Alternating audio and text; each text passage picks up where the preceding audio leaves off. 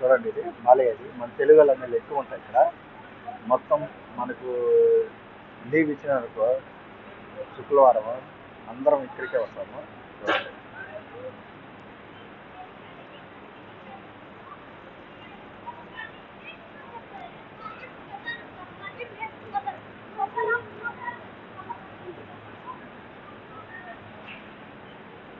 మన చీరలు కానీ, మనం ఏమైనా కొనుక్కోవాలి కానీ, సిమ్ కార్డులు కానీ, అన్ని సెల్ ఫోన్లు కానీ, ఒక ఏదైనా ఆర్డర్ సంబంధించి అన్నీ ఇక్కడ దొరుకుతాయి.